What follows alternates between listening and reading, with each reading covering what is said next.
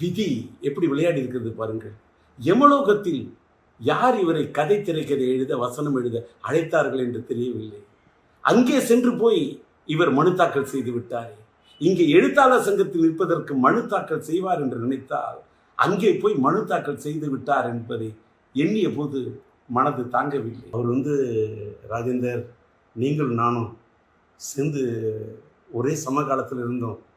என் காலத்திலே நீங்கள் திரையுலகத்தில் நம்ம 2 பேருமே நம்மளெல்லாம் போட்டின்னு சொல்லுவாங்க. ஆனால் நீங்கள் எனக்கு நல்ல நண்பர். நீங்கள் நானும் சேர்ந்து எந்த படத்துலையுமே பணியாற்றலை. துக்கம் தாழவில்லையே, எங்கே போய் சொல்வது?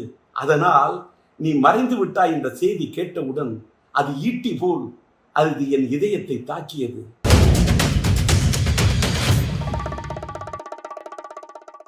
இன்று காலை ஒரு துக்க செய்தி.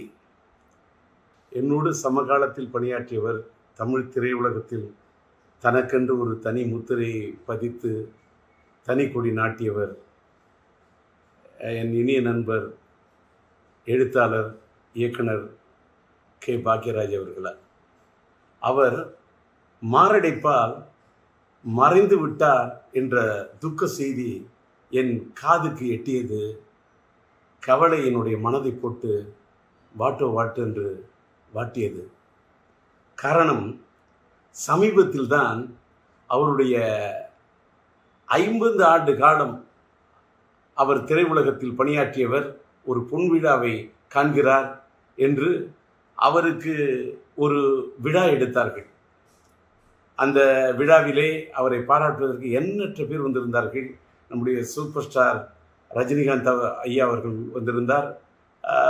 நம்முடைய ஆந்திர மாநிலத்தினுடைய நட்சத்திரமாக கொடிகட்டி பறக்கும் நட்சத்திரமாக இருக்கக்கூடிய அண்ணன் மோகன் பாபு அவர்கள் வந்திருந்தார்கள். அந்த விழாவிற்கு நான் வர வேண்டும் என்று என்னை பாக்யராஜ் விரும்பி அழைத்தார்.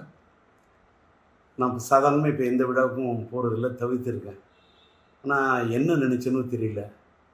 அவர் ராஜேந்தர், நீங்கள் நானும் சேர்ந்து ஒரே சமகாலத்தில் இருந்தோம். என் காலத்துலேயே நீங்கள் திரையுலகத்தில் நம்ம 2 பேருமே நம்மளெல்லாம் போட்டின்னு சொல்லுவாங்க. ஆனால் நீங்கள் எனக்கு நல்ல நண்பர். நீங்கள் நானும் சேர்ந்து எந்த படத்துலையுமே பணியாற்றலை. அதனால் நீங்கள் வரணும்னு ரொம்ப தெடுக்க என்னை கூப்பிட்டார். அவர் அத்தனை முறை என்னை வற்புறுத்தி கூப்பிட்டது என்னோடய மனசு ரொம்ப வாட்டினுச்சு. சரின்னு சொல்லிட்டு அந்த விழாவில் போய், சமீபத்தில் தான் அந்த விழா நடந்தது, அந்த விழாவில் போய் மனசு விட்டு அவரை பாராட்டிட்டு வந்தேன். எனக்கு அதில் என்னன்னா, இவ்வளவு சமீபமாக அவர் மறைந்து போயிடுவார்னு நான் கனவு கூட நினச்சி பார்க்கல. ஆனால் ஒரு சின்ன அவர் மறைந்து விட்டார் என்பது துக்கம் தாங்கலை, நெஞ்ச வாட்டுது. ஆனால் ஒரு சின்ன ஆத்ம திருப்தி என்னன்னா, ஒரு மனிதன் மறைந்து விட்ட பிறகு இன்றைக்கி நான் இரங்கல் செய்தி போடுறேன், எல்லாருக்கும் ஆறுதல் தெரிவிக்கிறேன். ஆனால் அவர் உயிரோடு இருந்தப்பவே, அவருக்கு ஒரு பாராட்டு விழா நடந்தப்ப அவருடைய காது குளிர, அவருடைய மனம் மகிழ, ஒரு சமகாலத்தில் என்னை விட ஒரு சீனியர் மூத்தவர், அவரை போய் நான் மனதார பாராட்டிட்டு வந்தேன் அப்படிங்கிறத நினைக்கும்போது எனக்கு ரொம்ப ஒரு மனசுக்கு நெகிழ்ச்சியாக இருக்குது.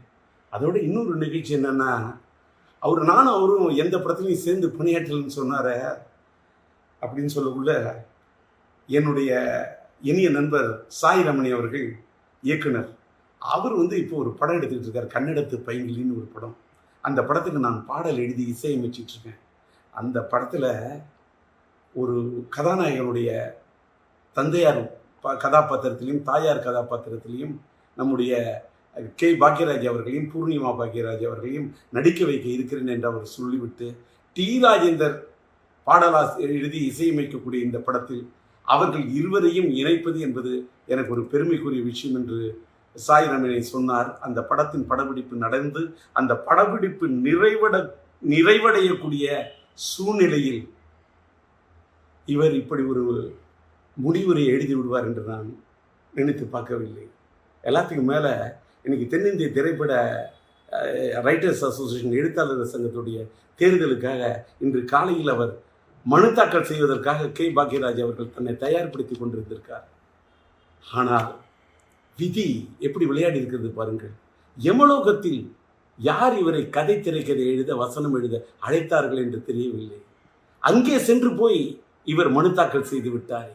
இங்கே எழுத்தாளர் சங்கத்தில் நிற்பதற்கு மனு தாக்கல் செய்வார் என்று நினைத்தால் அங்கே போய் மனு தாக்கல் செய்து விட்டார் என்பதை எண்ணிய போது மனது தாங்கவில்லை.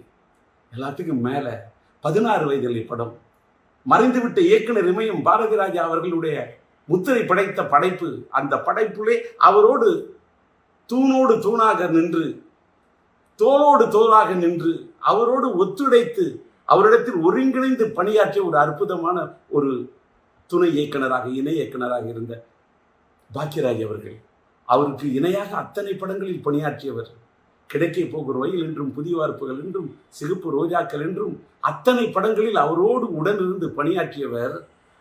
அவர் அந்த இயக்குனர் இமயம் சாய்ந்து மறைந்து, அது 10ஆம் தேதி என்று நினைக்கிறேன், 16 நாட்கள் 16 வயதிலே அவரோடு நட்பை ஏற்படுத்தி கொண்டு பணியாற்றியவர். அவர் பிரிந்து விட்டார், அவரோடு பணியாற்றினேன். அவர் பிரிந்து 16வது நாளிலேயே நானும் பிரிந்து விடுவேன் என்று இன்னைக்கு 27 இந்த மண்ணை விட்டு பாக்கியராஜ் போறாருன்னா 16 வயதினிலே அந்த படத்தில் அதில் இருக்கக்கூடிய எண் 16. தன்னுடைய குருநாதர் மறைந்து நாட்கள் எண்ணி 16, அதில் என்னை விட்டு சென்று விட்டாயே என்று போய்விட்டாரே. தாங்கவில்லை. சுவரில்லாத சித்திரங்கள். அவர் எடுத்த படம் சுவரில்லாத சித்திரங்கள். இன்றைக்கு சுவர் இல்லாவிட்டால் சித்திரம் இருக்காது. நீ இல்லாவிட்டால் தமிழ் உலகத்தில் எங்கே சித்திரங்கள் இருக்கும்? நீ எடுத்த படம் ஒருகை ஓசை. ஏன் இவ்வளவு திடீரென்று நினைத்து விட்டாய்? நின்று விட்டது உன் குரல் ஓசை. நீ எடுத்த படம் மௌன கீதங்கள். எங்களை பாட வைத்து விட்டு சென்று விட்டாயே, ஏன் சோக கீதங்கள்? நீ எடுத்த படம் தூறல் நின்று போச்சு. எதற்காக இன்றைக்கு உன்னுடைய மூச்சு நின்று போச்சு? நீ எடுத்த படம் முந்தானை முடிச்சு. ஏன் நிறுத்தி கொண்டாய் நீ விடுகின்ற மூச்சு? எங்கே நின்றது உன் பேச்சு? தாங்கவில்லையே, துக்கம் தாழவில்லையே, எங்கே போய் சொல்வது? அதனால் நீ மறைந்து விட்டாய் என்ற செய்தி கேட்டவுடன் அது ஈட்டி போல் அது என் இதயத்தை தாக்கியது. அதனால் என்னுடைய துக்கத்தை எங்கே போய் சொல்வது? உம்மை இழந்து வாடக்கூடிய உன்னுடைய இல்லத்தாருக்கும் இந்த திரையுலகத்தை சார்ந்தவர்களுக்கும் என்னுடைய ஆறுதலையும் ஆழ்ந்த இரங்கலையும் தெரிவித்துக் கொள்கின்றேன். கலை உலகத்து ரசிக பெருமக்களுக்கு, தென்னிந்திய திரையுலகத்துக்கே, என் இந்திய திரையுலகத்துக்கே நீ பெரிய திரைக்கதை ஆசிரியர். உன் இழப்பு ஈடு செய்ய முடியாத இழப்பாகும். உம்மை இழந்து வாடக்கூடிய ரசிக பெருமக்களுக்கும் என்னுடைய ஆறுதலையும் ஆழ்ந்த இரங்கலையும் தெரிவித்துக் கொள்ளுகின்றேன்.